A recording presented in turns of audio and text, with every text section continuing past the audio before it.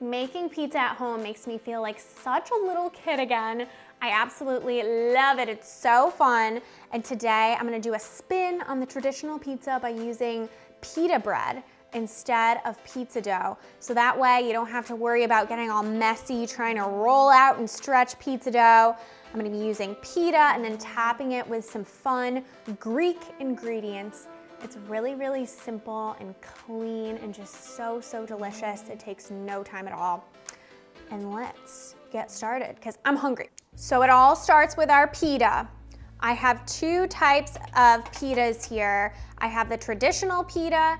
It's a little bit thicker, it's round, and then I have a naan here. And naan is very similar to pita bread, so you can actually swap it out if you prefer. And I use whole wheat because I just love the taste of whole wheat, but you can just use regular white pita too. So I have my pita. I'm gonna take a little bit of extra virgin olive oil and just give it a nice zhuzh. I love that word. And then I'm going to top it with some feta. I love feta on this because it almost like caramelizes in the oven when we broil these guys. So you're gonna be relatively generous. You wanna make sure that these have enough cheese. So then I have my beautiful tomatoes here. I have CAMPARI tomatoes, which are a little bit bigger than cherry tomatoes, but a little bit smaller than regular tomatoes. And they're really nice and meaty, and that's why they're so good when you want to roast them. You can also use cocktail tomatoes, which are, again, a little bit bigger than cherry tomatoes and a little bit more juicy. I'm gonna take our tomatoes and just put them on the top, just like this. They look really big, but I'm telling you, when they get nice and warm in the oven, they're just, oh, so good. And then I have some red onion that I thinly sliced, just like this. You don't want it to be paper thin. You want to have a little bit of bite, but you want them to be relatively thin so it's not huge pieces of onion. So I'm just going to put some of these rings right on. I like a lot of onions on mine, but it's totally up to you. And the final touch, I have some beautiful fresh oregano. You can also use basil, but I just love fresh oregano. It reminds me so much of Greece.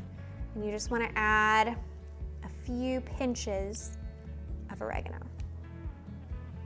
How simple could this possibly be? Forget about stretching your dough and all that crap. You have pita. It's so easy.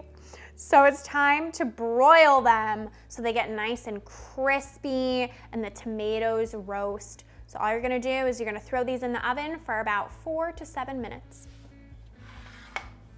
Give me that zuh. Look how fun. I'm so excited. I put a little fresh oregano on them when it came out of the oven too, just because I love that oregano. I'm gonna do a nice hefty drizzle, zhuzh, of olive oil. And now it's time to give this a try. I'm gonna go for the big one, because why not? Wow. I'm gonna take my little pizza cutter so I can feel really official. And let me dig in.